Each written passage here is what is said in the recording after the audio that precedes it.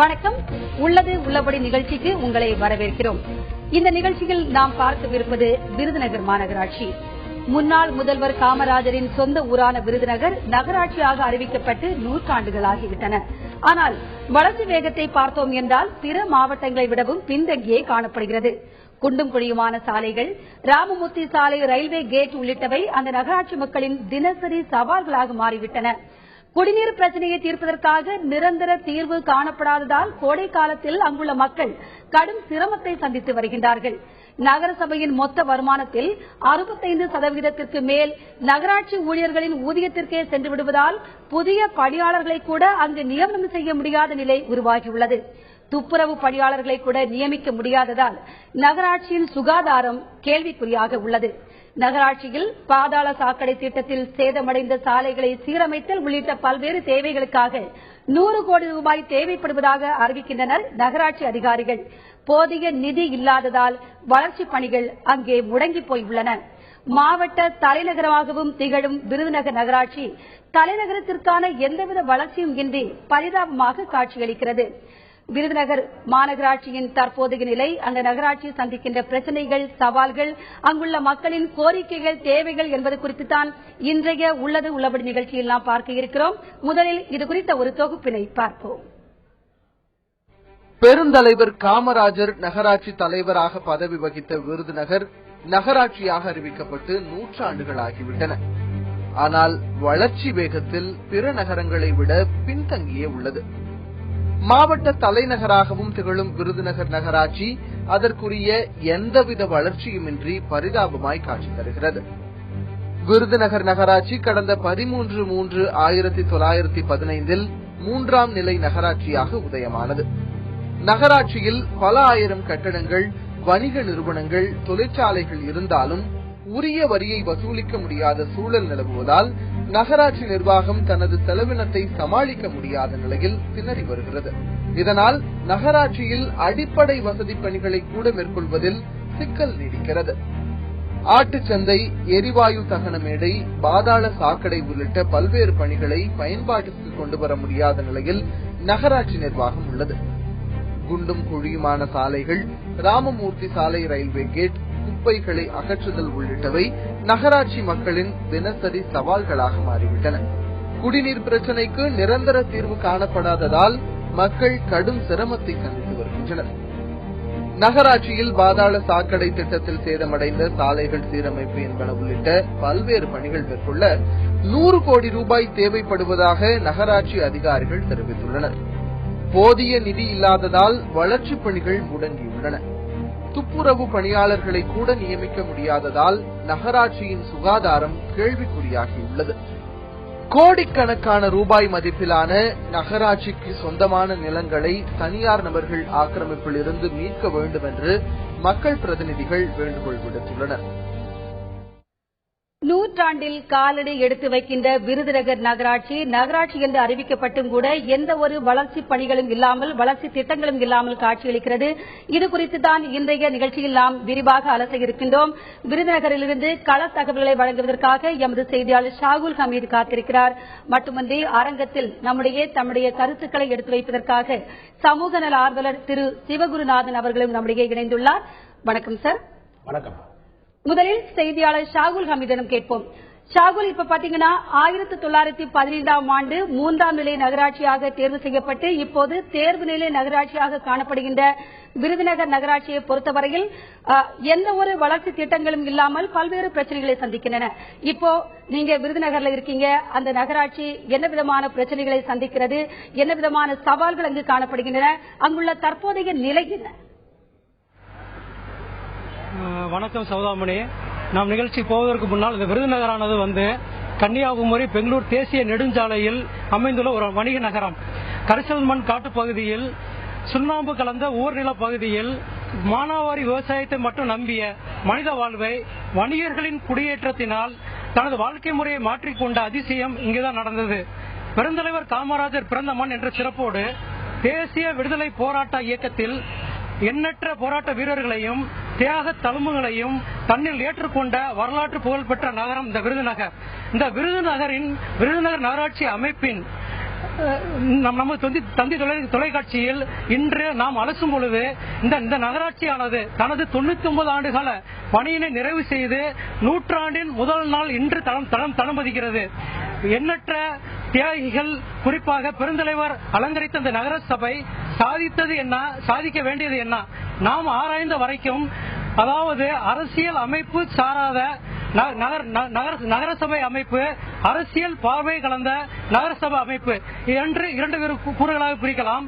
தற்பொழுது நகரசபை தலைவர் இந்த நகரசபை பொறுத்த மட்டில் தற்பொழுது அதிமுகவை சேர்ந்த சாந்தி மாரியப்பன் பெண் நகராட்சி தலைவியாக இங்கு பதவி வகித்து வருகிறார். இந்த நகராட்சியை பொறுத்த வரைக்கும் இந்த நகராட்சியின் முக்கியமான பிரச்சனையாக இருப்பது, இங்கு கடந்த 2006ஆம் ஆண்டு திமுக ஆட்சியின் போது பாதாள சாக்கட திட்டப்பணி ரூபாய் 26 கோடி மதிப்பீட்டில் 23 கோடி மதிப்பீட்டில் தொடங்கப்பட்டு பணி தொடங்கி 8 ஆண்டுகள் ஆகியும், அதாவது 2008ஆம் ஆண்டு முடிவடைந்துவிடும் என்று கூறப்பட்ட போதிலும் பணி தொடங்கி 8 ஆண்டுகள் ஆகியும் அந்த பணி முடிவடையாமல் இருப்பதால் அந்த திட்டமானது தற்பொழுது பயனற்ற நிலையில் உள்ளது. அதனால் சாலை சீரமைப்பு பணிகளும் தாமதமாகி கொண்டிருக்கிறது. இது குறித்து இங்கு நம்மோடு இருக்கிற இந்த விருதுநகர் நகராட்சியின் நகரசபை தலைவி திருமதி சாந்தி மாரியப்பன் அவர்களிடம் கேட்போம். வணக்கம்மா. இந்த பாதாள சாக்கடை திட்ட பணி தாமதமாவதற்கு உள்ள காரணத்தை கொஞ்சம் சொல்லுங்கம்மா. இல்ல, இந்த திட்டம் ஆக்சுவலா 2008 ஆரம்பிக்கப்பட்டது. ஆரம்பிச்சு அவங்க ஒரு 2 வருஷத்துல முடிச்சிடும் சொல்லி அக்ரிமெண்ட் எல்லாம் போட்டு ஆரம்பிச்சு பணி தொடங்கி கொஞ்ச நாள்ல ஒரு பகுதி வேலை வேகமா தான் முடிஞ்சது. அந்த சைடெல்லாம் குடிநீர் குழாய் இணைப்புகள், பாதாள சாக்கடை குழாய் இணைப்புகள் எல்லாமே கொடுத்து எல்லா வேலையும் முடிஞ்சிருச்சு. அதுக்கப்புறமேட்டு நாங்க பொறுப்பேற்கோம். அதிமுகல இருந்து ஒரு சாதாரண குடும்ப தலைவியா இருந்த நான் இந்த சேர்மனா இந்த நகராட்சியில பொறுப்பேற்று அம்மாவின் ஆசையோட வேலை நடந்துட்டு இருக்கு. இப்ப நாங்க வந்த பிறகு பார்த்தோம்னா அது முடிவடைந்த பகுதி பூரா எளிதான பகுதிகள். நாங்க இப்ப முடிவடையாத பகுதி பூரா பழைய பஸ் ஸ்டாண்ட் அது இதுன்னு தான் இருக்கு. அந்த பகுதி பூரா பாறைகள் எல்லாம் நிறைஞ்சிருக்கு. அப்ப அவங்க என்ன சொல்றாங்க, காரணம் 2008 ஆரம்பிச்சது, எங்களுக்கு எஸ்டிமேட் காணல, நாங்க அப்போதைய நிதி நிலைமை வேற இப்ப நிதி நிலைமை வேற அப்படின்னு ஏதோ ஒவ்வொரு காரணம் காட்டியே அப்படியே தள்ளி போய்கிட்டே வந்தது. இப்ப நாங்க ஆட்சிக்கு வந்த பிறகு ஒவ்வொரு 1 by 1 மாத்தநாயக்கப்பட்டி சாலையில தான் பம்பிங் ஸ்டேஷன், அது பணி நிறைவடைய வச்சுட்டு அது பம்பிங் ஆகிறதுக்கு ஏற்பாடு பண்ணி ஊருக்கு கிழக்கு பக்கம் அதுல உள்ள கனெக்ஷன் ஃபுல்லா பம்பிங் கொண்டு போறதுக்கு ஏற்பாடு பண்ணிருக்கோம். அது போக பழைய பஸ் ஸ்டாண்ட் பக்கம் அந்த நகரத்துக்கு மெயினான இடம் அவங்க முடியாமல் விட்டுருக்காங்க பாத்தீங்களா, அந்த பகுதியில பூரா இப்ப எங்களுக்கு சாலைக்கு நிறைய ரூபா கொடுத்திருக்காங்க கவர்மெண்ட்ல இருந்து. அம்மா ஆட்சியில நிறைய வந்திருக்கு. நானே கிட்டத்தட்ட எத்தனை 15 கோடிக்கு சாலைகள் எல்லாம் எடுத்து போட்டுட்டு இருக்கோம். அப்ப மெயின் ரோட்ல எல்லாம் வர்றதுல பாறையா இருக்கு. அப்ப அவங்க நிதி நிலைமை இல்லைங்கிற நகராட்சியும் உதவி பண்ணி கவுன்சிலர்ஸ் எல்லாருமே சேர்ந்து உதவி பண்ணி நகராட்சி மூலியமா நிதி உதவி கொடுத்து அவங்களை அந்த என்னபடி வேலை செய்யலாம், எப்படி அவங்களை கொண்டு வரலாங்கிறதுல கொண்டு இப்ப பணி துரிதமா நடந்துகிட்டு இருக்கு. கூடிய சீக்கிரத்துல அதையும் முடிச்சு முழுமையான நகராட்சியா பாதாள சாக்கடை திட்டத்திலே முழுமையடைந்த நகராட்சியா விருதுநகர் நகராட்சி வந்துடும். நகரசபை தலைவர் அவர்கள் சொன்னது மாதிரி இந்த திட்டப்பணிகள் முடிக்கப்பட்டிருக்க சொல்லப்படுகிறது. ஆனால் நம்ம நகராட்சியை பொறுத்தவரை நகரசபை தலைவர் சொன்ன மாதிரி இந்த திட்டப்பணிகள் முடிவடையாததால் சாலை சீரமைப்பு பணிகளும் இதுவரை தொடங்கப்படாமல் அங்கங்கு குண்டு மூலியமாக சேதமாக இருக்கிறது. இது குறித்து சாலை சீரமைப்பு பற்றி இங்கு நம்மோடு இருக்கின்ற சமூக ஆர்வலர் பாலகிருஷ்ண சாமி அவர்களிடம் கேட்போம். வணக்கங்க. அந்த விருதுநகர் நகராட்சியில முன்னாள் நகர்மன்ற துணைத் தலைவராக 96 பணியாற்றி தொடர்ந்து அதுக்கு அப்புறம் 10 வருஷ காலம் நகர்மன்ற உறுப்பினராக பணியாற்றினேன். இந்த பாதாள சாக்கடை திட்டத்தில் இருக்கிற ஒரு தலையாய சில பிரச்சனை என்னன்னு கேட்டீங்கன்னா, இந்த திட்டம் 2001 2006 அதிமுக அரசு இருக்கும்போது அனுமதிச்சாங்க. அப்போ நகர்மன்றத்தில் 10% அரசோட மானியம் அப்படின்னு சொல்லி வரும்போது நானும் இன்னும் சில நகர்மன்ற உறுப்பினர் கடுமையா போராடி 10% மானியத்தோடு இந்த திட்டமே எங்களுக்கு வேண்டாம் அப்படின்னு போராடணும். திருப்பி அரசுக்கு மேல சமர்ப்பித்த பின்னாடி 30%, அதாவது 6 கோடி 90 லட்சம் ரூபாய் மானியம் கொடுத்தாங்க. அப்ப கூட சொன்னோம், எங்க முனிசிபல் சம்பளம் போடுறதுக்கே ஒரு வழி இல்லாத நகராட்சியில போய் 70% மானியத்தில் இந்த திட்டம் எங்களுக்கு தேவையே இல்லை அப்படின்னும். அப்ப இருந்த நகர்மன்ற தலைவர் கூட திட்டத்தை கெடுக்கிறீங்கன்னு சொன்னாங்க. நான் என்ன சொன்னேன், அப்படி சொல்லலைங்க, பணம் மானியமா அந்த திட்டத்தை போட்டா நல்லதுன்னு சொன்னோம். அப்புறம் வேலையை ஆரம்பிச்சது. பணிகள் மிக மிக காலதாமதம் வந்துகிட்டே இருந்து அந்த மதிப்பீடு 2001 2006 கட்டணங்களுக்குள்ள மதிப்பீடா இருக்கிறதுனால ஒப்பந்தக்காரர் பத்தல அப்படின்னு சொல்றாரு. இருந்தாலும் குடிநீர் வாரிய அதிகாரிகள் அவங்க கவர்ன குறைவுதான். விருதுநகர் முனிசிபலை பொறுத்த மட்டும் இது ஏஜென்சி. நாங்க பணம் கொடுக்கிற முதலாளி ஸ்தானத்துல தான் நாங்க இருக்கோம். வேலையை கண்காணிக்கிற இது யார்கிட்ட இருக்குன்னா குடிநீர் வாரிய அதிகாரிகளுக்கு தான் இருக்கு. அவங்க வந்து குறிப்பிட்ட காலக்கெடுவுல வந்து இந்த வேலையை முடிச்சு விரட்டி வாங்கணும் அப்படிங்கறதுல வந்து இன்ட்ரெஸ்ட் காட்டல. ஏன் அப்படின்னு கேட்டீங்கன்னா, இங்க நான் போன நகர்மன்ற உறுப்பினர் 5 வருட இந்த காலகட்டங்களிலேயே 4 எக்ஸிக்யூட்டிவ் இன்ஜினியர் மாறி இருக்கிறாங்க, 4 ஏடபிள்யூ மாறி இருக்கிறாங்க. இங்க வர்றதுனால எப்படின்னா கடுமையா வேலை செய்ய வேண்டியிருக்குன்னு சொல்லிட்டு இங்க அதிகாரிகள் தொடர்ந்து இங்க இருக்கிறது இல்ல. ஒரு அதிகாரி திட்டத்துக்கு போட்டா அந்த திட்டம் முடிக்கிற வரைக்கும் அவர் தான் அதிகாரின்னு சொன்னா கண்டிப்பா வந்து இந்த திட்டத்தை விரைவா முடிச்சிருப்பாங்க. அப்ப அதிகாரி என்ன நினைக்கிறாங்கன்னா, இங்க வந்து ஜாயின் பண்ண வேண்டியது வேற ஊருக்கு டிரான்ஸ்பர் முயற்சி பண்றதுல தான் இருக்காங்களே தவிர இந்த திட்டத்தை முடிக்கணுங்கிறதுல அவங்க பெரிய சிரத்தை எடுக்க காமிக்கல. இது ஒரு காரணம். இப்படி இருக்கிறதுனால பாதிக்கப்பட்டது யாருன்னு கேட்டீங்கன்னா விருதுநகர் மக்கள் தான். நூற்றாண்டு கண்ட முனிசிபல் பொதுவா வந்து எல்லாரும் பதவியை விரும்பி போவாங்க. இந்த மக்களுக்கு சேவை செய்யறதுக்கு எப்ப யாரால முடியலையோ அவங்க அந்த பதவிக்கு வரக்கூடாது அப்படின்னு சொல்லிட்டு பெருந்தலைவர் காமராஜர் அவர்கள் ஜெயில இருந்து நகர்மன்ற தலைவரை தேர்ந்தெடுத்திருந்தாங்க. வந்து பதவியை ஏற்றுட்டு என்னால அந்த பதவியை வந்து முழுமையா பார்க்க முடியாது, ஏன்னா ஒரு நகர்மன்ற தலைவரா இருக்கிறவங்க வந்து முழு நேரமா அந்த மக்களுக்கு சேவை செய்யணும், என்னால சுதந்திரத்துக்கு அலைஞ்சுக்கிட்டு இருக்கேன், எனக்கு பதவி வேண்டாம் அப்படின்னு சொல்லிட்டு ராஜினாமா செய்துட்டு போன பெருமைக்குரிய ஊர் வந்து இந்த ஊர். இந்த ஊர்ல எங்களுக்கு கடன், அதாவது எல்லாமே கடன்ல தான் ஓடுறோம். ஏன்னா தாமிரவண்ணி திட்டத்துக்கு 17 கோடி ரூபாய் கடன், பாதாள சாக்கடைக்கு 11 ரூபாய் கடன், ஏறத்தா ஒரு 50 ரூபாய் கடன் இருக்கு. இதை அரசு கொடுத்தா இந்த ஊர் வந்து கொஞ்சம் நல்லா இருக்கும். வணக்கம்.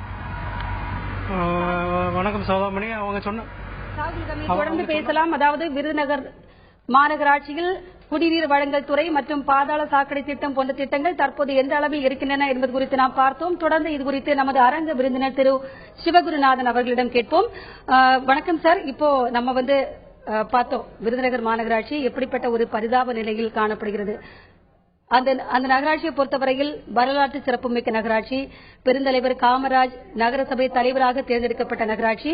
இன்று பல்வேறு அவலங்கள், ஒரு நகராட்சிக்கு என்ற ஒரு தகுதியே இல்லாமல் மிக பெரும் பரிதாப நிலைக்கு தள்ளப்பட்டு கொண்டிருக்கின்ற ஒரு நிலையில் அந்த நகராட்சி காணப்படுகிறது. இந்த இன்றைய நிலைக்கு என்ன காரணமா நீங்க நினைக்கிறீங்க? கல்வி சாலைகள் தந்த ஏழை தலைவன் பெருந்தலைவர் காமராஜருடைய பிறந்த புண்ணிய பூமியான விருதுநகரின் சார்பாக இத்தகைய வாய்ப்பை, இந்த நகராட்சியினுடைய சிறப்பையும் அல்லது பிழைகளையும் ஆய்ந்து பார்க்கக்கூடிய வாய்ப்பை வழங்கிய தந்தி நிதிக்கு விருதுநகர் நகர பொதுமக்கள் சார்பாக நன்றியை தெரிவித்து, விருதுநகர் நகராட்சி என்பது தாங்கள் சொல்லியது போல, அறிவு நண்பர் செய்தியாளர் சாகல் சொல்லியது போல ஒரு வரலாற்று சிறப்புமிக்க நகராட்சி என்பதில் மாறுபட்ட கருத்துகள் இல்லை. இந்த நகராட்சி ஒன்றுபட்ட ராமநாதபுரம் மாவட்டத்தில் முதல் நகராட்சியாக 13/3/1915 உருவாக்கப்பட்டு 1/11/1956 முதல்நிலை நகராட்சியாக மாற்றமடைந்து 22/5/1998 இது தேர்வுநிலை நகராட்சியாக இன்று செயல்பட்டுக் கொண்டிருக்கின்றது. தமிழகத்தில் எந்த நகராட்சிக்கும் இல்லாத ஒரு மாபெரும் சிறப்பு விருதுநகர் நகராட்சிக்கு இருக்கும் என்று சொன்னால் அது மிக இல்லை. காரணம், தேசிய விடுதலை போராட்ட இயக்கத்தோடு தன்னை இணைத்து பிணைத்துக் கொண்டு ஒரு நகராட்சி விருதுநகர் நகராட்சி.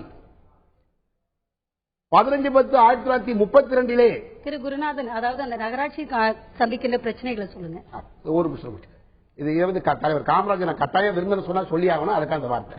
15/10/1932 விருதுநகர்ல நகராட்சியிலே ஒரு தீர்மானம் போட்டிருக்காங்க. ஜாதி மத இனபேதம் பார்க்காது எல்லா இடங்களிலுமே உணவு விடுதிகளை சம்பந்தத்து கொடுக்கணும் போட்டாங்க. 1937 திரு சத்தியமூர்த்தி ஜாப் கொடியை இறக்கி மூவன கொடியை ஏற்றிய பெருமை விருதுநகர் நகராட்சிக்கு சாரும். 30/9/1942 வெள்ளனே வெளி இயக்கத்திற்கு எதிராக தீர்மானம் போட்டு அன்றைய நகர தலைவர் நகர்மன்ற தலைவர் கைதாகியிருக்கிறார் என்ற சிறப்பான செய்தி உங்களுக்கு பதிவு செய்து, இந்த நகராட்சியை வந்து என்னுடைய பார்வையில் வந்து 2 பிரிவாக பிரிக்க ஆசைப்படுறேன். ஒன்னு, இந்த நகராட்சி 1915 இருந்து 1986 வரைக்கும் அரசியல் சாராத ஈகையாளர்கள், சமூக பெரியவர்கள், சமூகத்தின் மீது அக்கறை கொண்டவர்கள் எல்லாம் நகரமன்ற தலைவராக வந்திருக்கிறார்கள். இவர்கள் காலகட்டத்திலே குற்றச்சாட்டுகளுக்கு அப்பாற்பட்டு, பிழைகளுக்கு அப்பாற்பட்டு, பொது வாழ்க்கையில் தியாகத்தை மட்டும் முன்னிறுத்திய மனிதர்கள் இந்த ஊரில் வாழ்ந்திருக்கிறார்கள். எந்த நகராட்சிக்கும் இல்லாத மிகப்பெரிய சிறப்பாக நூற்றுக்கணக்கான கோடி ரூபாய் விலைமதிப்புமிக்க சொத்துக்களை நகரமன்றத்திற்கு தானமாக நன்கொடையாக வழங்கியிருக்கிறார் என்பது இன்று கண்கூடான காட்சியாக காட்சியளித்துக் கொண்டிருக்கிறது. நகராட்சி எப்போது தரம் பெறுகிறது என்று என்னுடைய பார்வையில் பார்த்தால், அரசியல் கட்சி சார்புள்ளவர்கள் இந்த நகர்மன்ற அதிகாரத்திற்கு எப்போது வந்தார்களோ அப்போது தன் கட்சிக்காரர்கள், தனக்கு வேண்டிய ஒப்பந்தக்காரர்கள், தனக்கு வேண்டிய நண்பர்கள், உறவுக்காரர்கள் என்ற பாகுபாடை கையில் எடுத்துக் கொண்டு நிர்வாகம் நேரிய வழியிலிருந்து சிறிது பிசை இருக்குமோ என்ற சந்தேகத்தை எங்களை போன்ற சமூக ஆர்வலருக்கு வருவது ஒரு நியாயமான பார்வையாக காட்சியளிக்கிறது.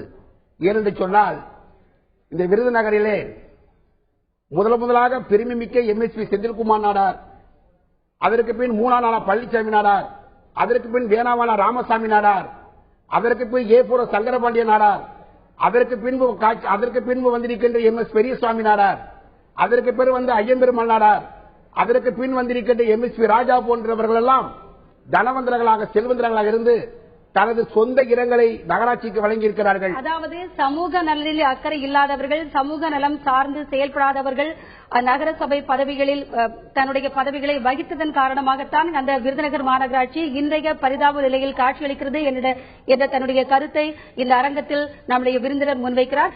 இப்போது கள தகவல்களை வழங்கும் ஷாகுல் ஹமீதிடம் கேட்போம். ஷாகுல் ஹமீத், அங்குள்ள நகரசபை தலைவியும் நகரசபை துணைத் தலைவரும் பாதாள சாக்கடை திட்டம் மற்றும் குடிநீர் வழங்கல் திட்டம் இது சம்பந்தமாக தற்போது அங்கு காணப்படுகின்ற நிலைமை என்ன என்பது குறித்து சொன்னார்கள். இது தவிர வேறு அங்கு என்னென்ன பிரச்சனைகள் காணப்படுகிறது? சௌதாமணி, இங்கு உள்ள ஒவ்வொரு பிரச்சனைகளும் ஒன்றுக்கு ஒன்று தொடர்புடையவை. இந்த பாதாள சாக்கடை திட்டத்தினாலே இங்க சாலை சீரமைப்பு பணிகள் தாமதமாகி கொண்டிருக்கிறது. அதுபோக இந்த விருதுநகர் நகராட்சியை பொறுத்தவரை இந்த குடிநீர் தட்டுப்பாடுங்கிறது காலங்காலமா இருந்துகிட்டு இருக்கு. இங்க ஆரம்பத்தில் குடிநீர் திட்டங்களாக இருந்தது ஆணை கூட்டம், அதாவது நிலத்தடி நீரை ஆணை கூட்டம் என்ற இடத்திலிருந்து எடுத்து குழாய்கள் மூலமாக கொண்டு வந்து இங்கே குடிநீர் விநியோகம் செய்யப்பட்டது. அதற்கு பின்னால் கல்குவாரி குடிநீர் திட்டம், அதாவது காரிசேரி, ஒண்டிப்புலி நாயக்கனூர் குடிநீர் திட்டம் என்று கல்குவாரி பகுதிகளில் இருந்து இந்த விருதுநகர் நகராட்சிக்கு குழாய்கள் மூலம் தண்ணீர் கொண்டு வரப்பட்டது. கடந்த ஆட்சியின் போது தாமிரபரணி கூட்டு குடிநீர் திட்டம் இங்கு செயல்பாட்டுக்கு வந்த பிறகு அந்த திட்டத்தில் 45 லட்சம் லிட்டர் தண்ணி இந்த விருதுநகர் நகராட்சிக்கு சப்ளை செய்யப்படும் என்று உறுதிமொழி சொல்லப்பட்டது. ஆனால் இப்பொழுது பார்த்தோமானால் ஒரு நாளைக்கு 25 லட்சம் முதல் 30 லட்சம் தண்ணீர் மட்டும்தான் இங்கு கிடைக்கிறது. அதுபோக இங்கு தண்ணீர் விநியோகம் என்பது 6 நாட்களுக்கு ஒரு முறைதான் கொடுக்கப்படுகிறது. காரணம் என்னவென்றால் இங்க என்ன பண்றாங்க அப்படின்னா, குடிநீர் விநியோகத்திற்காக இந்த நகர் பகுதிகளை 90 குடிநீர் விநியோக மண்டலங்களாக பிரித்திருக்காங்க. அந்த பிரிச்சிருக்கிறதுனால இந்த இடைவெளி நேரம் கூடுகிறது. அதாவது குடிநீர் விநியோக மண்டலங்களை 90 பிரித்துள்ளதை குறைக்கும் பொழுது இந்த இடைவெளி நேரம் குறையும் என்று கருத்து சொல்லப்பட்டாலும் அது குறித்து எந்த ஒரு நடவடிக்கையும் நகராட்சி நிர்வாகம் எடுத்ததாக தெரியவில்லை. இது குறித்து நம்மோடு இருக்கிற சமூக ஆர்வலர் அவர்களிடம் கேட்போம், சந்திரன் அவர்களிடம் கேட்போம். ஐயா, இது குறித்து இந்த விநியோக முறையை பற்றி நீங்கள் என்ன சொல்கிறீர்கள் என்று சொல்லுங்கள். அனைவருக்கும் வணக்கம். அதாவது 100 விழா கண்ட நகராட்சியில் 72,000 மக்கள் தொகை கொண்ட ஒரு நகராட்சியில் 32,000 வீடுகள் கொண்ட ஒரு நகராட்சியில் தற்பொழுது 97 மண்டலங்களாக இந்த மண்டலங்கள் பிரிக்கப்பட்டு குடிநீர் விநியோகம் 7 நாட்களுக்கு ஒரு முறை வழங்கப்பட்டு வருகிறது. பெருந்தலைவர் காமராஜர் காலத்தில் ஆனைக்குட்டம் என்று ஒரு சுமார் 20 கிலோமீட்டர் தொலைவு தூரத்தில் உள்ள ஒரு நீர்த்தேக்கத்தை உருவாக்கி அங்கிருந்துதான் தண்ணீர் கொண்டு வரப்பட்டது. ஆனால் அந்த நீர்த்தேக்க திட்டமானது மேலும் விரிவடையாமல், மேலும் நீர்த்தேக்கத்தை உருவாக்காமல் இருந்து விட்டார்கள். அவசர காலத்திற்காக ராம்கோ சிம்ஸ் அதிபரிடமிருந்து திருவாளர் சொக்கர் அவர்கள் நகராட்சி சேர்மனாக இருக்கும் பொழுது ஒண்டிப்புலி குடிநீர் திட்டத்தை அவசர காலத்திற்காக தேர்ந்தெடுத்தார்கள். அந்த திட்டம் அவசர காலத்திற்கு மட்டுமே தேர்ந்தெடுக்கப்படுகிறது. தாமிரபரணி குடிநீர் திட்டத்திற்கு செயல்படுத்தப்பட்ட திட்டம் கிட்டத்தட்ட ஃபெயில் திட்டமாக காலங்காலமாக சிறிதாகத்தான் அவர்கள் டேங்கை உருவாக்குகிறார்கள். இதற்கு சுமார் 45 லட்சம் லிட்டர் கொள்ளளவு கொண்ட 2 டேங்குகள் மேற்கு பகுதி என்றும் கிழக்கு பகுதி என்றும் வெவ்வேறு நீர்த்தேக்கங்களாக உருவாக்கப்பட வேண்டும். அவ்வாறு உருவாக்கப்படும் பட்சத்தில் ஒரு நாள் விட்டு ஒரு நாளாவது இந்த தண்ணீர் நமக்கு விநியோகம் செய்யப்படும் பொதுமக்களுக்கு. தற்பொழுது விநியோகிக்கப்படும் தண்ணீரானது இன்னும் கோடை காலம் ஆரம்பிக்கிற காலத்தில் இதே 15 நாட்கள் ஒரு முறை என்று விநியோக முறை மாறுபடும். மேலும் விருதுநகரின் மையப்பகுதியாகிய விருதுநகர் தெப்பக்குளத்திற்கு விருதுநகர் கௌசிகமகா நதியில் இருந்து நீர்த்தேக்கம் குழாய்கள் மூலம் கொண்டு வரப்பட்டது. அந்த கௌசிகமகா நதி ஆனது சுமார் 15 ஆண்டுகள் 20 ஆண்டுகளுமாக பால்படுத்தப்பட்டு இந்த நகராட்சி பாதாள சாக்கடை திட்டத்தின் கீழ் கழிவுநீர்கள் அனைத்தும் அந்த சாக்கடையாக மாற்றப்பட்டு விட்டது. கௌசிகமகா நதியை தமிழ்நாட்டின் பல்வேறு மண்டலங்களில் பல்வேறு மாவட்டங்களில் நதிநீர் மாசுபடுகிறது என்று ஒரு கருத்து இருக்கிறது. அந்த கருத்து இங்கும் நிலவிவிட்டது. எனவே நிலத்தடி நீர் பாதிக்கப்படுகிறது. அங்கிருந்து நமக்கு தேக்கத்திற்கு விருதுநகர் தெப்பக்குள தேக்கத்திற்கு நீராதாரம் கொண்டு வர முடியவில்லை. இந்த விருதுநகர் பொதுமக்கள் தனியாக நீர்த்தேக்கத்தை உருவாக்கி அங்கிருந்து தண்ணீர் உண்டுகிறார்கள். இந்த தண்ணீரின் மூலமாக நமக்கு குடிநீர் பரவலாக விநியோகம் செய்யப்படுகிறது. அதாவது சௌதாமணி அவங்க சொன்ன மாதிரி இந்த கௌசியா நதிங்கிறது இங்க ஓடக்கூடிய இந்த விருதுநகரை சுற்றி ஓடக்கூடிய நதி. இந்த நதியில வெள்ளப்பெருக்கு எடுக்கும். அதாவது பருவமழை பெய்து பொழுது மட்டும் வெள்ளப்பெருக்கு எடுக்கும். மற்ற நேரங்களில் குளங்களாக கடந்த 40 ஆண்டுகளுக்கு முன்னால் பார்த்தோம்னா குளங்களாக அந்த ஏரியா மக்கள் அங்க குளிச்சிட்டு இருப்பாங்க. ஆனா இப்ப குப்பை கிட்ட அது மாறி போச்சு. இது குறித்து நம்மோட இருக்கிற நகர் பெருமக்களிடம் கேட்போம். சௌதாமணி. ஷாகுல் ஹமீத், அதாவது குடிநீருக்காக பல்வேறு திட்டங்கள் கொண்டு வரப்பட்டன. ஆனா அந்த திட்டங்கள் எதுவுமே சரியாக செயல்படுத்தப்படவில்லை என்ற ஒரு குற்றச்சாட்டினை அங்குள்ள மக்கள் வைக்கிறார்கள். இப்போது நமது அரங்க விருந்தினரிடம் கேட்போம். இப்போ அந்த விருதுநகர் நகராட்சியில் காணப்படுகின்ற ஒவ்வொரு பிரச்சனையும் பாத்தீங்கன்னா ஒரு பிரச்சனை இன்னொரு பிரச்சனைக்கு தொடர்பு பட்டு சம்பந்தப்பட்டதான் மற்ற பிரச்சனைகள் உருவாவதா அங்கிருந்து சொல்றாங்க. இப்ப நம்ம பாதாள சாக்கடை பற்றி பேசிட்டு இருந்தோம். இந்த பாதாள சாக்கடை திட்டம் இது சம்பந்தமாக இது தொடர்ந்து வருகின்ற மற்ற பல பிரச்சனைகள் இது குறித்து சொல்லுங்க. செய்தியாளர் சொல்வது முழுக்க உண்மை. விருதுநகருடைய புவியியல் அமைப்பே ஒரு கிண்ணம் போன்றது. பாதாள சாக்கடை கழிவை எல்லாம் ஒரு கிண்ணத்தில் பள்ளப்பகுதியில் சேர்க்கப்பட்டு அதை மேலேறி வெளியேற்றுவது என்பது நடைமுறை. அது ஒரு விஞ்ஞான சிக்கல் உள்ள ஒரு அமைப்பு. விருதுநகரை பொறுத்தளவிற்கு ஏறக்குறைய 34,000 வீடுகளும் 74,000 மக்கள் தொகையும் 13,000 குடிநீர் இணைப்புகள் உள்ள ஒரு நகராட்சி. ஒரு மனிதனுடைய சராசரி குடிநீர் தேவை என்பது 72 லிட்டர் ஒரு நாளைக்கு என்று கணக்கெடுத்து சொன்னால் விருதுநகருடைய அன்றாட தேவை 50 லட்சம் லிட்டர் தண்ணீர் தேவை. விருதுநகருடைய அன்றாட வருவாய் என்பது 50 லட்சம் லிட்டர் தண்ணியாக இருக்கிறது. தேவை என்பது 65 லிட்டர் தண்ணியாக தேவைப்படுகிறது. அப்ப நிரந்தரமான ஒரு பற்றாக்குறை நீர் வசதி தான் விருதுநகரில் கடந்த காலம் நிர்வாகத்தில் இருந்தவர்களுடைய தொடர்ந்த நடவடிக்கையின் மூலமாக எந்த மேம்பாடும் செய்ய முடியாத ஒரு பாதிப்பு இருக்கின்றது. விருதுநகரை பொறுத்தளவிற்கு நான் இந்த பற்றாக்குறை நீர் ஆதாரத்தை நிறைவு செய்வதற்காக ஏறக்குறைய 65 லட்சம் லிட்டர் தண்ணி தேவை. ஆனா 50 லட்சம் லிட்டர் தண்ணி தான் சப்ளை ஆகும் சொன்னா இது நிரந்தர பற்றாக்குறை. நாங்கள் பற்றாக்குறையை களைவதற்காக எந்த நடவடிக்கை நாங்கள் சிறுவா இருக்கிற போதெல்லாம் ஒரு நாளைக்கு 2 வேளை குழாயில் தண்ணி வரும். இன்னைக்கு ஒரு நாளைக்கு 10 நாளைக்கு ஒரு முறை தான் தண்ணி வருது. விருதுநகரை பொறுத்தளவுக்கு கடந்த காலத்தில் இருக்கிற சமூக பெரியவர்கள் ஆணைக்கொண்ட நீர்த்தேக்கம், காரிசேரி கல்குவாரி நீர்த்தேக்கத்தில் தண்ணி கொண்டு வந்தாங்க. ஒண்டிப்பி நாய்க்கில் தண்ணி கொண்டு வந்தாங்க. தாமிரபரணி கூட்டு குடிநீர் தண்ணி கொண்டு வந்தாங்க. என்ன ஒரு பெரிய ஒரு விசேஷம் கேட்டீங்கன்னா இந்த தாமிரபரணி கூட்டு குடிநீர் திட்டத்திலிருந்து வரக்கூடிய தண்ணீர் குடிப்பதற்கு தகுந்த சுவை உள்ள நன்னீர். இந்த கல்குவாரி தண்ணீர் பூராமே சுண்ணாம்பு தண்ணீர். விருதுநகர் வாழக்கூடிய 36 முனிசிபாலிட்டி வாழ சிலருக்குத்தான் சுவைபெற நீரும் பலருக்கு சுண்ணாம்பு சத்து கலந்த உடல்நலத்தை பாதிக்கக்கூடிய தண்ணீரும் சப்ளை ஆகிறது. இப்ப இந்த குடிநீர் பற்றாக்குறையை போக்குவதற்காக எந்த ஒரு திட்டங்களும் கொண்டு வரப்படவில்லை. இதற்கு பக்கத்தில் இருக்கிற வயலிலிருந்து தண்ணி கொண்டு வரலாம். ராஜபாளையத்திலிருந்து அழகரணி திட்டம் என்று ஏற்கனவே அரசாங்கத்தினுடைய கண்காணிப்பில் இருக்கின்ற திட்டம். ஏறக்குறைய பெரியார் முல்லை பெரியார் திட்டத்தை போல பெண்டிக்குயிக்கு அந்த அணையை கட்டி எப்படி ராமாபுரம் மதுரை மாவட்டத்தை செழிப்பாக்கினாரோ அதேபோல் ராஜபாளையத்தில் இருக்கின்ற அழகரணி திட்டத்தை நடைமுறை செய்தால் அந்த தண்ணீர் மேற்கு மலை தொடர்ச்சியில் வெய்கின்ற மழைநீர் விருதுநகர் வரைக்கும் மக்களுடைய குடிநீர் ஆதாரத்தை போக்கும் என்ற கருத்து பல பெரியவர்களால் அரசுக்கு ஏற்கனவே வலியுறுத்தப்பட்டிருக்கிறது. அது இந்த நகராட்சியின் கையெடுத்துக் கொண்டு அந்த கோரிக்கை வலியுறுத்தினால் மேற்கமலை தொடர்ச்சியிலிருந்து வருகின்ற தண்ணீர் விருதுநகருடைய மக்கள் தாகத்தை தணிக்கும் என்பதிலே மாறுபட்ட கருத்து. ஆனால் அந்த குடிநீர் பற்றாக்குறையை போக்குவதற்காக 21 கோடி ரூபாய் செலவில் குடிநீர் புனரமைப்பு திட்டம் என்ற ஒரு திட்டம் அங்கு கொண்டு வரப்பட்டதாக சொல்கிறார்களே.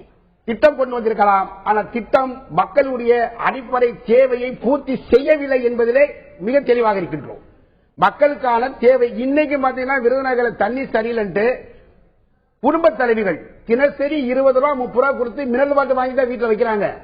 ஒரு நல்ல நகராட்சி நிர்வாகம் என்பது மனிதனுடைய அடிப்படை உரிமைகளை செய்து கொடுக்க வேண்டும். நல்ல குடிநீர் வேண்டும், நல்ல சுகாதாரம் வேண்டும், மாசற்ற காற்று வேண்டும், பிறப்பு உறுதி செய்யப்பட வேண்டும், கண்ணியமான மரணம் இருக்க வேண்டும். இதுதான் ஒரு நல்ல நகராட்சி. இன்னைக்கு நான் சாதாரண ஒரு பாமரன், என்னால டெய்லி ஒரு 50 ரூபாய்க்கு ஒரு குடிநீரை விலைக்கு வாங்கி சாப்பிடக்கூடிய அளவுக்கு எனக்கு என்ன வசதி இருக்க முடியும்? இதை நம்பி நாங்கள் பிறந்திருக்கிறோமா? இந்த தேசமும் இந்த நாடும் இந்த நகராட்சி நிர்வாகமும் ஏழை மக்களுக்கான அடிப்படை ஆதார தேவைகளை பூர்த்தி செய்ய முடியல என்று சொன்னால் அது கையாளாக நிர்வாகம் சொல்ல முடியும். ஏன் அவர்களுக்கு இந்த அக்கறை வரவில்லை? இந்த தேவை இந்த பற்றாக்குறை எல்லாம் 67 முன்னாடி தான், அதுக்கு முன்னாடி கிடையாது.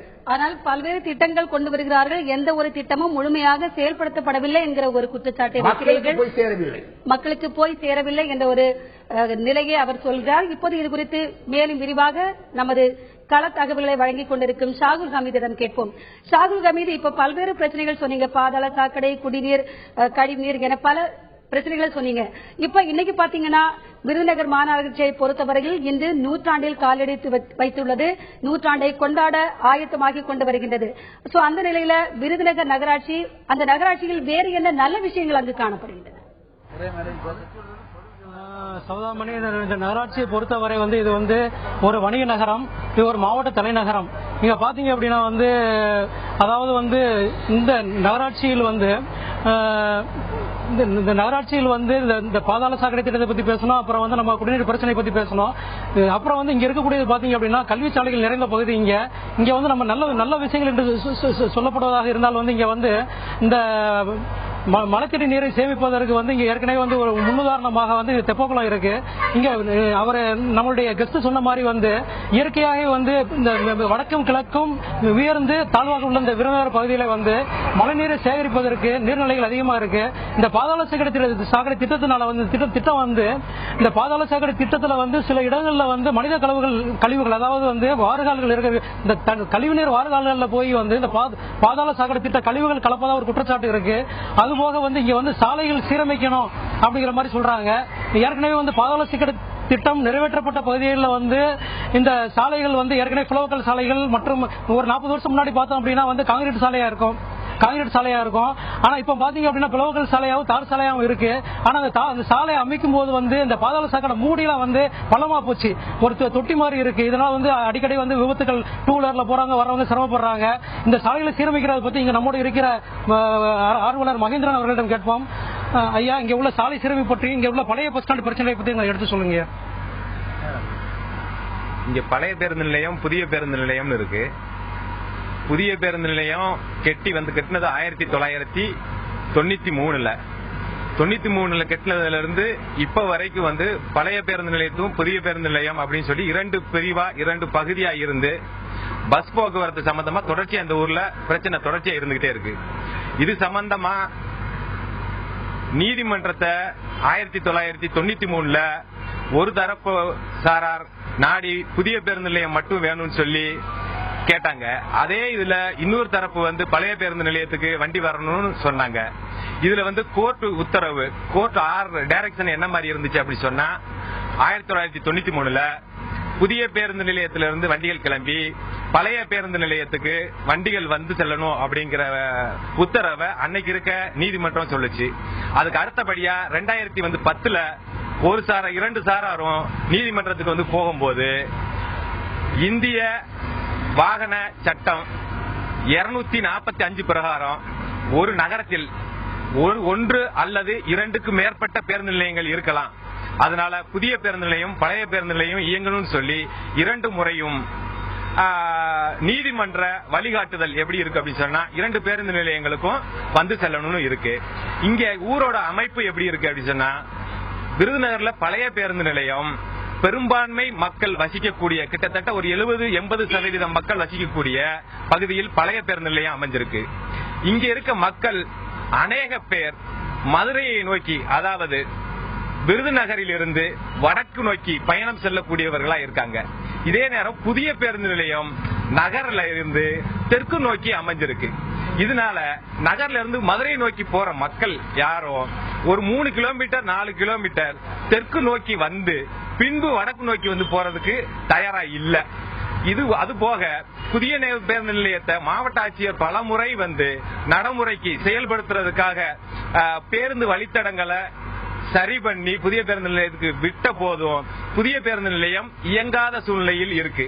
இதுக்கு முக்கிய காரணம் என்னன்னு சொன்னா மாவட்ட நிர்வாகமும் போக்குவரத்து நிர்வாகமும் காவல்துறை நிர்வாகமும் தொடர்ச்சியாக புதிய பேருந்து நிலையத்துக்கு வரக்கூடிய வண்டிகளை கண்காணிப்பு தொடர்ச்சியா இருக்கும் பட்சத்துல இந்த புதிய பேருந்து நிலையம் செயல்படும். கிட்டத்தட்ட புதிய பேருந்து நிலையம் 50 கோடி ரூபாய் செலவழிச்சு 50 லட்சம் ரூபாய் செலவழிச்சு அந்த கால 1993லயே செலவழிச்சு இப்ப வரைக்கும் தொடர்ச்சியா நகராட்சியிலிருந்து பணங்கள் மக்களோட வரி பணம் வீணாகிட்டு இருக்கு.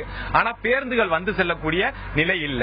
இந்த நிலையை மாத்தணும்னு சொன்னா மாவட்ட நிர்வாகம், ஆர்டிஓ நிர்வாகம், காவல்துறை நிர்வாகம் இந்த 3 தொடர்ச்சியான கண்காணிப்பு பண்ணி தொலைதூர பேருந்துகள் அனைத்தும் புதிய பேருந்து நிலையத்துக்கு வர்றதுக்கு வழிவகை செய்யணும். மேலும் பழைய பேருந்து நிலையத்தை சுத்தியும் நகரில் உள்ள மக்கள் வடக்கு நோக்கி செல்லக்கூடிய நிலை இருப்பதனால சிவகாசி டு மதுரை, கோயில்பட்டி டு மதுரை இந்த வண்டிகளை மட்டும் பழைய பேருந்து நிலைய வழியா இயக்குனா மதுரை செல்லக்கூடிய நோயாளிகள், வியாபாரிகள், மாணவர்கள் சிரமம் இல்லாம ஊருக்கு நடுவுல பாதுகாப்பான ஒரு சூழ்நிலை.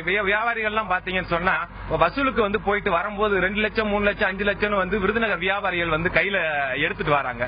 இவங்க புதிய பேருந்து நிலையத்துல இறங்கி நகருக்குள்ள வந்தா அவங்களுக்கு ஒரு பாதுகாப்பு இல்லாத சூழ்நிலை இருக்கு. இதே நேரம் பழைய பேருந்து நிலையத்துக்கு வண்டி வரும் பட்சத்துல அவங்க எல்லாம் பாதுகாப்பா பயணம் செய்யற மாதிரி ஒரு சூழ்நிலை ஏற்படும். இதுக்கு ரோடு வசதி வாய்ப்புகள் தற்போது இருக்கக்கூடிய நகர்மன்றம் பழைய பேருந்து நிலையத்தை சுற்றி இருக்கக்கூடிய ரோடுகள், பிரதான சாலைகள் அனைத்தையுமே போட்டுட்டாங்க. அதனால மாவட்ட நிர்வாகம் தொடர்ச்சியான கண்காணிப்பு மூலம் புதிய பேருந்து நிலையத்தையும் பழைய பேருந்து நிலையத்தையும் செயல்படுத்தணும். இதன் மூலமா மக்கள் பயன்பெற செஞ்சா நல்லா இருக்கும், மக்களோட வரிப்பணம் வீணாகாமல் இருக்கும் என்பதை இதன் மூலம் தெரிவித்துக் கொள்கிறேன். வணக்கம் சௌதாமணி. இப்ப உங்க சொன்ன மாதிரி இங்க சாலை சீரமைப்பு பணிகள் ஏற்படுவது குறித்து இங்க நமது நகராட்சிக்கு, இந்த விருதுநகர் நகராட்சிக்கு என்ன வருமானம் இருக்கு, என்ன அரசு மூலம் சாகுல் ஹமீத் தொடர்ந்து இது குறித்து பேசலாம். அதாவது ஒரு நகரத்தின் வளர்ச்சி என்பது அது கொண்டிருக்கின்ற சாலையை மையப்படுத்தி தான் அமையும். அந்த வகையில் விருதுநகர் நகராட்சியில் சாலை போக்குவரத்தில் காணப்படுகின்ற தற்போதைய நிலை குறித்து அங்குள்ள மக்கள் கூற கேட்டோம். நூற்றாண்டில் இன்று காலடி எடுத்து வைத்திருக்கின்ற விருதுநகர் நகராட்சியின் தற்போதைய நிலை என்பது குறித்து நாம் இந்த நிகழ்ச்சியில் விரிவாக அலசி வருகின்றோம். அந்த வகையில் அங்குள்ள பல்வேறு பிரச்சனைகளை நாம் பார்த்தோம். இதுகுறித்து தன்னுடைய கருத்துக்களை நம்மிடையே முன்வைப்பதற்காக விருதுநகரின் சட்டமன்ற உறுப்பினர் திரு பாண்டியராஜன் அவர்கள் நம்மிடையே இணைந்துள்ளார். அவரிடம் கூடுதல் விஷயங்களை நாம் கேட்போம். வணக்கம் திரு பாண்டியராஜன். சார், இப்போ விருதுநகரை பொறுத்தவரையில், விருதுநகர் நகராட்சியை பொறுத்தவரையில் பல்வேறு பிரச்சனைகளை அங்குள்ள மக்கள் முன்வைத்தார்கள். பாதாள சாக்கடை திட்டம், சாலை வசதி, குடிநீர் பற்றாக்குறை, பல விஷயங்களை சொன்னாங்க. இப்ப முதல்ல நான் உங்ககிட்ட கேட்கிறேன், பாதாள சாக்கடை திட்டம், இந்த திட்டத்தை பொறுத்தவரையில் இந்த திட்டம் சரியாக செயல்படுத்தப்படவில்லை, அதனால் அங்குள்ள சாலைகள் எல்லாம் குண்டும் குழியுமாக காட்சியளிக்கின்றது என்ற ஒரு குற்றச்சாட்டை அங்குள்ள மக்கள் வைக்கிறார்கள். நீங்க இந்த குற்றச்சாட்டுக்கு என்ன சொல்றீங்க? ஒரு சட்டமன்ற உறுப்பினர் என்ற வகையில் இந்த பிரச்சனையை களைவதற்காக என்ன நடவடிக்கை எடுத்தீங்க? அந்த திட்டம் துவங்கப்பட்டது 2007. சென்ற அரசாங்கத்தின் கடைசி 3 வருடங்களில் மிக தவறான செயல்பாடுகள் நிகழ்ந்ததால் அந்த இடத்துல பாத்தீங்கன்னா அதை ரெசரெக்ட் பண்ணி கொண்டு வருவதற்கு ரொம்ப பிரச்சனையா இருந்தது. இந்த கடந்த 3 வருடங்கள்ல இமாலய சவாலா இருந்த இந்த பிரச்சனைக்கு இப்போ ஒரு முடிவுக்கு வர்ற காலகட்டம் வந்திருக்கு. ஏன்னா தவறான கான்ட்ராக்ட், அந்த கான்ட்ராக்ட் பிரச்சனை, 3 பேக்கேஜா பிரிச்சு போட்டு பண்ண விஷயம், அந்த சரியான பைப்லைன் போடாம கனெக்ஷன் கொடுக்க கூடாத நேரத்துல கனெக்ஷன் கொடுத்து பண்ண விஷயங்கள், இது எல்லா தவறுகளுக்கும் பரிகாரங்களை பண்றதுக்கு மிகுந்த முயற்சிகள் எடுத்திருக்கோமா. இது வரைக்கும் 98% முடிஞ்சிருக்கு. ஆனாலும் இந்த கடைசி ஸ்டேஜ் முடியாம மக்கள் பெரும் உயரத்துல ஆழ்ந்துட்டு இருக்காங்க. இப்போ கான்ட்ராக்டருக்கு சம்மன்ஸ் எல்லாம் கொடுத்து, இவன் ஒரு சட்டமன்ற உறுப்பினரா அந்த கான்ட்ராக்டருக்கே பணம் கொடுத்து அதை செயல்படுத்த வைக்க எல்லாம் செஞ்சு பண்ணிட்டு இருந்தோம். இன்னொரு இப்ப இந்த எலெக்ஷன் நோட்டிபிகேஷன் வந்ததுனால அதை திறந்து வைக்க முடியல. நேமா இந்த தேர்தல் முடிந்து அதன் ஒரு வாரத்துக்குள்ளேயே அதை திறந்து வைக்கிறதுக்கு முயற்சிகள் எடுத்துட்டு இருக்கோம். ஆனா இது எல்லாத்துக்கும் ஒரு அடிப்படை தீர்வா சிறப்பு நிதியாக ஒரு 25 கோடி நம்ம முதல்வர் அவர்கள் தருவதற்கு கொள்கை ரீதியா ஒப்புதல் கொடுத்திருக்கிறாங்க. இந்த எலெக்ஷன் முடிஞ்சு அந்த நோட்டிபிகேஷன் வந்ததுனால அதை இப்ப அனௌன்ஸ் பண்ண முடியல, ஜியோ ஆக்க முடியல. அது வரும்னு நினைக்கிறோம். அந்த 25 கோடி வைத்து உட்கட்டமைப்புகள் வலுப்படுத்துறதுக்கு முயற்சி எடுத்துட்டு இருக்கோம். பாதாள சாக்கடை மட்டும் கிடையாது, உங்களுக்கு பஸ் ஸ்டாண்ட் சார்ந்த பிரச்சனைகளும் பெரிய பிரச்சனைகளா இருக்கு. அதுக்கு இப்ப கலெக்டர் முன்னால 2 டீம்களாக இப்ப அதை ரெப்ரசென்ட் பண்ணிட்டு இருக்கிறதுக்கு ஒரு முகப்படுத்தி ஒரு சொல்யூஷனுக்கு கலெக்டர் அறிவிச்சிருக்கிறாரு. அது செயல்படுத்த துவங்கி இருக்கு. அதனால 2 பஸ் ஸ்டாண்டுகளுமே நல்லா இயங்குறதுக்கு வழி பிறந்திருக்கு நினைக்கிறேன். அதனால இந்த நகரத்துடைய பிரச்சனைகள் இந்த 3 வருடத்துல உருவான பிரச்சனைகள் இல்ல, ஒரு குப்பை நகரமாக உருவெடுத்ததற்கு அடிப்படை காரணங்கள் அதுக்கு முந்தைய 5 வருடங்கள்ல செய்த பல பெரிய தவறுகள் நான் நினைக்கிறேன். அது இப்போ ஒன்றா சரிப்படுத்தப்பட்டிருக்கு. சாலைகளுக்கு இப்ப தனியா ஒரு 6.25 கோடி நிதி உதவி அளித்திருக்கிறாங்க. இது மாதிரி அரசாங்கத்தோட அட்டென்ஷன் இதுல நகரத்துல ஃபைனலா கொஞ்சம் கொஞ்சமா வந்துட்டு இருக்குன்னு நினைக்கிறேன். அது நல்ல ஒரு கவுன்சில் தேர்ந்தெடுக்கப்பட்டது ஒரு காரணம். அதுக்கு முன்னால இருந்த கவுன்சில்ல நிறைய விஷயங்கள் சரியா செயல்படாமல் ஒரு அளவுக்கு ஊழல் மண்டி போய் கூட கிடந்ததுன்னு சொல்லலாம். கான்ட்ராக்டர்கள் ராஜ்யம் இந்த மாதிரி விஷயங்கள்லாம் அதுல இருந்து இப்போ கொஞ்சம் கொஞ்சமா அது வந்து தனது பழைய பெருமையை மீட்டெடுத்து பெற்று விருதுநகர் முனிசிபாலிட்டி இந்த 100வது ஆண்டு துவக்க விழால அந்த சிறப்பு நிதி அம்மா அவர்களை அறிவிப்பாங்கன்னு நாங்க நம்பிக்கிட்டு இருக்கோம். அந்த நம்பிக்கை நிறைவேறின உடனே வேகமா பல உட்கட்டமைப்பு விஷயங்கள் செயல்படுத்தப்படும். திரு பாண்டியராஜன், நூற்றாண்டில் கொண்டாடுகின்ற இந்த நேரத்தில் வந்து சிறப்பு நிதி ஒதுக்குவதற்காக நீங்கள் உங்களுடைய முயற்சியை எடுக்க இருக்கிறதா சொன்னீங்க. இப்போ அந்த விருதுநகர் நகராட்சியில் பார்த்தோம் என்றால் இன்னும் முக்கியமான ஒரு பிரச்சனையாக அங்குள்ள மக்கள் சொல்வது என்னென்றால் குடிநீர் பற்றாக்குறை. இந்த குடிநீர் பற்றாக்குறையை களைவதற்காக நீங்கள் என்னென்ன முயற்சிகளை எடுத்திருக்கீங்க? இப்போ ஒரு 3வது கூட்டு குடிநீர் திட்டம் வந்து இப்ப செயல்படுத்த துவங்கி இருக்கு. அதுல அதுவும் திட்டம் வந்து 2 வருஷம் லேட்டா போய்கிட்டு இருக்கு. அந்த திட்டம் தாமிரபரணியிலிருந்து நமக்கு இருக்கிற அந்த சோர்ஸ்ல இருந்தா மறுபடியும் ஒன்று எடுத்துக்கிறோம். இந்த திட்டத்துல இப்ப நான் வர்றதுக்கு முன்னால இருந்தது 3 வருடங்களுக்கு முன்னால நாங்க தேர்ந்தெடுக்கப்பட்டு வர்றதுக்கு முன்னால இன்னும் மோசமா இருந்ததுன்னு நினைக்கிறேன். இன்னைக்கு அட்லீஸ்ட் ஓரளவுக்கு அந்த பிரச்சனையோட தாக்கம் குறைஞ்சிருக்கு. பட் இன்னும் வந்து அரசாங்கம் சொன்ன அந்த அளவு தண்ணி இன்னும் கிடைக்கிறது இல்லை. அதனால இதுக்கு இன்னொரு கூட்டு குடிநீர் திட்டம் வந்து முயற்சி எடுத்துட்டு இருக்கோம். அது செயல்பாட்டுல பல காரணங்களுக்காக பெரிய அளவுல டிலே ஆயிருக்கு. அந்த டிலேகள் வந்து இல்லாம செயல்படுத்தினா வேகமா அது கிடைக்கும்னு நினைக்கிறேன். இப்போ வந்து சில இடங்கள் எல்லாம் ஈவன் 8 நாளைக்கு ஒருக்க அந்த மாதிரி தண்ணி கிடைச்சிட்டு இருக்கு. இதை மாத்துறதுக்கு 2 தளங்கள்ல ஒர்க் பண்ணிட்டு இருக்கோம். ஒண்ணு வந்து கூட்டு குடிநீர் திட்டத்துடைய புது திட்டம், இன்னொன்னு வந்து டிஸ்ட்ரிபியூஷன். இங்க வந்து வர்ற அளவு ஓரளவுக்கு தண்ணி இருந்தா கூட அதை விநியோகம் செய்யறதுல இருக்கிற பாட்டில் நெக்ஸ் நிறைய இருக்கு. அதுவும் இந்த சிறப்பு நிதியில வந்து ஒரு 5 கோடி போல அதுக்கு கமிட் பண்ணிருக்கோம். பெரிய குடிநீர் தொட்டிகள் இப்போ வந்து ஒரு 94 விதமான பிரிவுகளா நகரத்தை பிரிச்சு டிஸ்ட்ரிபியூஷன் நடந்துட்டு இருக்கு. இது வந்து ரொம்ப இன்எஃபிஷியன்டான ஒரு விஷயம். இதை வந்து மாத்தி ஒரு 12 ஜோன்ஸுக்குள்ள டிஸ்ட்ரிபியூஷன் பண்ணணும்னா மிகப்பெரிய கொள்கலன் உள்ள அந்த டேங்க் ஓவர்ஹெட் டேங்க் கட்ட வேண்டியிருக்கு. அதுக்கு இந்த அம்மா கொடுக்கிற சிறப்பு நிதியில அதுக்கு ஒரு ஒதுக்கீடு இருக்கும்னு நம்புறேன். அது வந்ததுன்னா அந்த பிரச்சனை வந்து ஒரு 6 மாதத்துக்குள்ள தீரக்கூடிய பிரச்சனை. திரு பாண்டியராஜன், அதாவது குடிநீர் பற்றாக்குறையை போக்குவதற்காக என்னென்ன விஷயங்களை என்னென்ன திட்டங்களை முன்னெடுத்து செல்கிறீர்கள் என்பது குறித்து சொன்னீங்க. கடைசியா ஒரு கேள்வி. இப்ப விருதுநகர் நகராட்சியை பொறுத்தவரையில் நிதி பற்றாக்குறை என்கிற ஒரு குற்றச்சாட்டு அங்கு இருக்கிறது. அங்கு வருகின்ற நிதி வந்து அங்குள்ள ஊழியர்களுக்கு 65% ஊதியமாக சென்று விடுகிறது. எனவே உள்கட்டமைப்பு வசதிகளையும் வளர்ச்சி திட்டப் பணிகளையும் சரியாக செயல்படுத்த முடியவில்லை என்று கூறப்படுகிறது. இந்த நிலையில உண்மையிலேயே நிதி பற்றாக்குறை இருக்கா? இதற்கான காரணம் என்ன? இதை சரி செய்வதற்கான என்ன நடவடிக்கைகள் மேற்கொள்ளப்பட்டிருக்கு?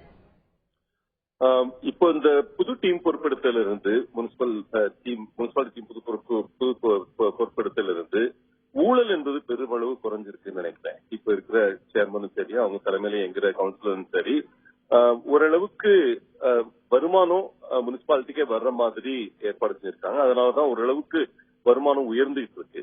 2 பெரிய விஷயங்கள். ஒண்ணு, நம்ம மேம்பால பிரச்சனை, ராமூர்த்தி மேம்பாலம் பிரச்சனை வந்து அரசாங்க ஃபண்ட்ஸ் ஒதுக்கி நபார்ட்ல ஃபண்ட்ஸ் எடுத்து ரெடியா இருக்கு.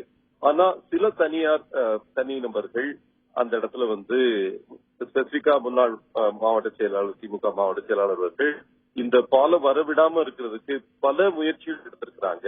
லீகலா கொண்டு போய் அந்த கேஸ வந்து 60 வாய்தா இழுத்தடிச்சு அந்த கேஸ் வந்து இப்ப ஹைகோர்ட்ல இருக்கு, மதுரை ஹைகோர்ட்ல இருக்கு. இதெல்லாம் வந்து ஆக்சுவலா வந்து செயல்படுத்த வேண்டியது அந்த ஒரு சிறு தனிநபர்கள். அவங்க வந்து அரசாங்கத்தால 32 கோடி ஒதுக்கப்பட்ட ஒரு திட்டத்தை வந்து செயல்படுத்த விடாம தடுத்துட்டு இருக்காங்க. ஏன்னா லேண்ட் எக்விசிஷன் பண்ண முடியாம பிளாக் பண்ணிருக்காங்க. இந்த கேஸ்ல வந்து இப்ப நாங்க வெற்றி பெறும் சூழ்நிலை இருக்கும்னு நினைக்கிறோம். அந்த கேஸ் வந்து ஸ்டே வெக்கேட் பண்ணி விட்டோம்னா அந்த திட்டம் அது வந்து நகரத்துல மையப்பகுதி இதயப்பகுதியா இருக்கிற ஒரு இடத்துல இன்னைக்கு 7.5 மணி நேரம் 8 மணி நேரம் வந்து ட்ரெயின் போறதுக்காக அந்த இடத்துல பிளாக் ஆயிருக்கு. உங்களுக்கு வந்து 7 உயிர்களை வந்து குடிச்சிருக்கிற அந்த பாலம் இல்லாதது. இந்த மாதிரி விஷயங்கள் வந்து கண்டிப்பா தனிநபர்களால வந்து தடுக்கப்பட்டு வருது. அரசாங்கத்துடைய நல்ல திட்டங்கள் வந்து இது வந்து இப்போ லீகலா ரிசால்வ் ஆச்சுன்னா அந்த ஒரு 32 கோடி திட்டம் வந்து விருதுநகருக்கு உயிர்நாடியா இருக்கிற இடத்துல கிடைக்கும்னு நினைக்கிறேன். மற்றபடி அந்த சுற்றி இருக்கிற 6 ஊராட்சிகளை விருதுநகர் முனிசிபாலிட்டியோட ஒன்றிணைக்கிற திட்டமும் வந்து அரசாங்கத்துடைய பிரச்சனை இருக்கு.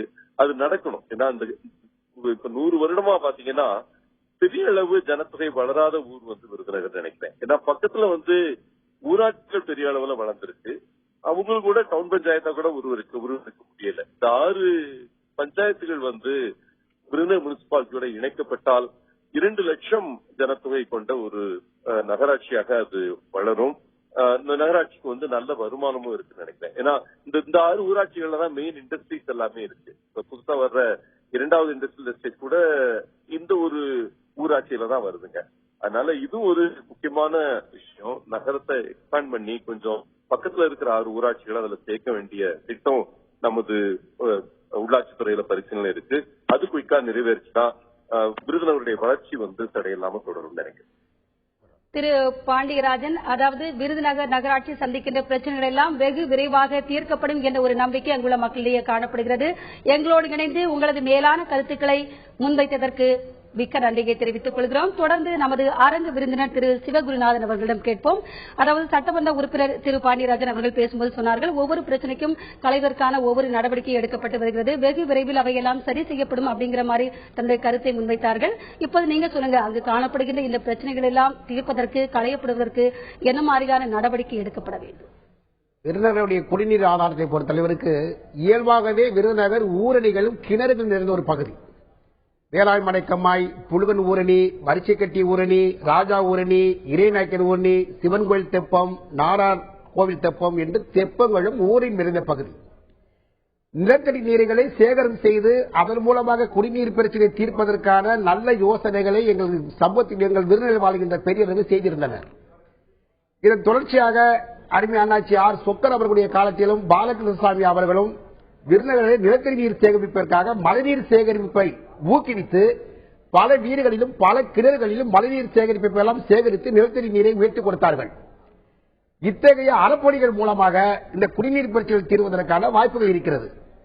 விருதுநகரை வளைத்துக் கொண்டு ஓடுகின்ற ஒரு ஆறு கவுசிகா மகாநதி, சப்தரிசிகள் ஒருவரான கவுசிகின் பேரில் வழங்கப்படுகின்ற இந்த மகாநதி புனிதத்தை இழந்து போய் வேலிக்கற்களை முள்ளும் சுகாதார கேடுகளும் சாக்கடை கழிவுகளும் கால்நடை கழிவுகளும் மனித கழிவு நிறைந்த ஒரு ஆறாக போய்விட்டது. இந்த ஆறு பருவமழை காலங்களில் மட்டுமே நீர் ஆதாரத்தை தூக்கிக் கொண்டு ஓடும்.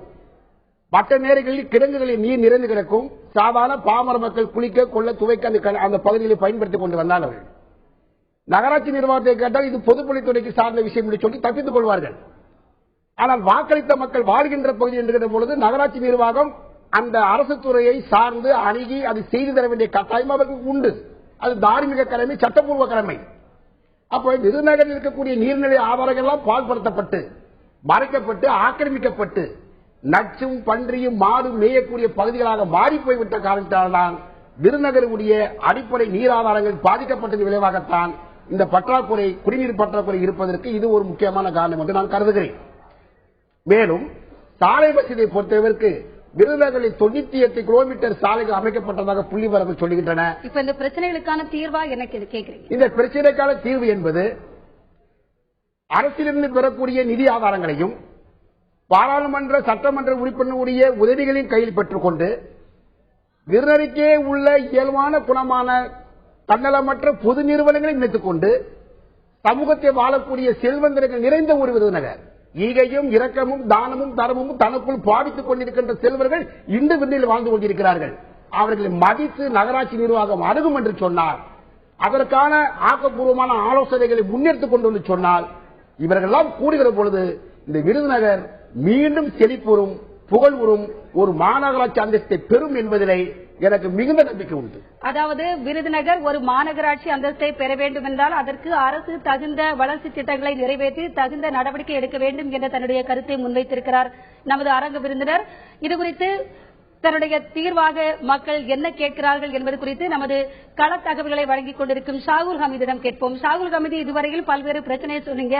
அங்குள்ள ஒவ்வொரு தலைவர்களும் அங்குள்ள மக்களும் சொன்ன பிரச்சனைகள் எல்லாம் நாம் பார்த்தோம். இப்போ இந்த பிரச்சனைகள் எல்லாம் களையப்பட வேண்டும் என்றால் இதற்கு என்ன தீர்வு வேண்டும் என்று அவர்கள் கேட்கிறார்கள்? சௌதாமணி, அதாவது இந்த உள்கட்டமைப்பு வசதிகளை மேம்படுத்த தேவையான நிதி ஆதாரம் வந்து இப்பொழுது ரொம்ப கம்மியா இருக்கு நகராட்சியில. இப்ப இந்த நகராட்சியில என்ன வருமானம் இருக்கு, என்ன பிரச்சனைகள் இருக்குங்கிறத வந்து சுருக்கமா வந்து நம்ம இங்க இருக்கக்கூடிய மூலமா வந்து நம்ம கேட்டு தெரிஞ்சுக்கிறோம். அது மூலமா வந்து சிறப்பு நிதி வந்து தமிழ் அரசு நிதி ஒதுக்கி இந்த நகராட்சிக்கு தேவையான அனைத்து வசதிகளும் செய்து கொடுக்கணுங்கிறது வந்து நம்முடைய கருத்தா இருக்கு. இப்போ நம்மோடு இருக்கக்கூடிய பிரமுகர் அசோகன் அவர்கள் நம்ம கேட்போம். சுருக்கமா சொல்லுங்க. அதாவது விருதுநகர் நகராட்சி 100வது ஆண்டில் அடியெடுத்து வைக்கும் நகராட்சியின் தலைவியாக பொறுப்பேற்றுக் கொண்டிருக்கும் சாந்தி மாரியப்பன் அவர்கள் அம்மாவின் தொலைநோக்கு சிந்தனையில் செயல்படக்கூடிய தலைவியாக தமிழக அரசு ஒதுக்குகின்ற நிதி அனைத்தையும் மக்கள் நலனுக்காக செலவழித்துக் கொண்டிருக்கின்றார். இருந்தாலும் அவர் 73% வேலைப்பணியில் செய்து நல்ல சாலை வசதிகள் 6 நாளைக்கு ஒருக்க தண்ணியே கொடுத்தது கிடையாது. இதுக்கு முன்னே இருந்த நகர்மன்ற தலைவர்கள் எல்லாமே இவங்க வந்து நல்ல சிறம்பட வேலை பணியாற்றிக் கொண்டிருக்கின்றார்கள். எனவே தமிழக முதல்வர் அவர்கள் விருதுநகர் நகராட்சிக்கு மேலும் நிதி ஒதுக்கினால் அம்மாவின் பெயர் சொல்லும் இந்த விருதுநகர் நகராட்சி. வணக்கம் சௌதாமணி. அவங்க சொன்ன மாதிரி வந்து இந்த நகராட்சிக்கு வந்து வருமானம் வந்து பற்றாக்குறையா இருக்கு. ஸோ நம்ம வந்து புதுக்கோட்டை மற்றும் சிவகங்கை நகராட்சிகளுக்கு நிதி ஒதுக்கியது போல இந்த விருதுநகர் நகராட்சிக்கு சிறப்பு நிதி ஒதுக்கி இந்த பணிகளை வந்து செய்யணும். இது குறித்து நம்ம வந்து நகராட்சி சேர்மன் அவர்களிடம் கேட்போம். சிறப்பு நிதி ஒதுக்குற சொல்லுங்க. இப்ப வந்து நகராட்சியில வந்து நிதி பற்றாக்குறை ரொம்ப இருக்கு. இதுக்கு முன்னாடி எல்லாம் வந்து நகராட்சியில நிதி இல்லாத இருக்கிறதுனால சம்பளமே தொழிலாளர்களுக்கு வந்து துப்புரவு பணியாளர்கள் யாருக்குமே சம்பளமே முறையான முறையில போட்டதில்ல. அம்மா ஆட்சியோட நான் பொறுப்பேற்ற பிறகுதான் சம்பளம் வந்து 1ஆம் தேதி போட்டுட்டு இருக்கோம். மீதி வந்து எதுவுமே நமக்கு நகராட்சிக்கு உண்டான நிதி இல்லாததுனால எந்த அடிப்படை வசதியுமே நம்ம வேகமா செய்ய முடியல. எல்லாமே வந்து யாரையாவது எதிர்பார்த்துதான் செய்யற மாதிரி இருக்கு. இப்ப வந்து அம்மா ஆட்சியில வந்து எனக்கு வந்து 15 கோடி வந்து சாலைக்காக கொடுத்திருந்தாங்க. அத்தனையும் வந்து நாங்க சிறப்பான முறையில வந்து சாலை அமைப்பு எல்லாம் ஏற்படுத்திருக்கோம். 100ஆண்டு விழால நாங்க கால் எடுத்து வச்சுட்டோம். அப்படி இருக்கிறப்ப எங்களுக்கு இன்னும் அம்மா வந்து புதுக்கோட்டை இதுல வந்து புதுக்கோட்டை நகராட்சிக்கு 100 கோடி இப்படி எல்லாம் நிதி ஒதுக்கீடு செஞ்சிருக்காங்க. அதே போல எங்க நகராட்சிக்கும் அவங்க நல்ல சிறப்பான நிதி ஒதுக்கீடு செய்து சிறப்பா செஞ்சு கொடுத்தாங்கன்னா நாங்க வந்து விருதுநகர் நகராட்சியை முதன்மையான நகராட்சியாக முன்னிலைப்படுத்தி அம்மாவின் ஆட்சியோட அவங்க வந்து பாராட்டும் ஒரு நகராட்சியாகவே கொண்டு வரதுக்கு முழு முயற்சியோட ஏற்பாடு பண்ணுவேன். ஏன்னா அவங்க நிதி கொடுக்கறத பொறுத்துதான் நான் ஒரு விருதுநகர் நகராட்சியின் உள்கட்டமைப்பு பணிகளையும் வளர்ச்சி பணிகளையும் மேம்படுத்த 100ஆண்டை கொண்டாடும் இந்த நேரத்திலாவது அரசு சிறப்பு நிதி ஒதுக்க வேண்டும் என்பதே அந்த பகுதியில் உள்ள மக்கள் அனைவரது கோரிக்கையாக இருக்கிறது. இன்று இந்த நிகழ்ச்சியில் கள தகவல்களை எங்களோடு வழங்கிய செய்தியாளர் ஷாகுல் அமீதுக்கும் நன்றியை தெரிவித்துக் கொள்கிறோம். அரங்கத்தில் நம்முடைய இணைந்து தம்முடைய கருத்துக்களை முன்வைத்த சமூக ஆர்வலர் திரு சிவகுருநாதன் அவர்களுக்கும் தந்தி சார்பாக நன்றியை தெரிவித்துக் கொண்டு இன்றைய உள்ளது உள்ளபடி நிகழ்ச்சியை நிறைவு செய்கின்றோம். தொடர்ந்து இணைந்திருங்கள். சந்திக்கிறோம்.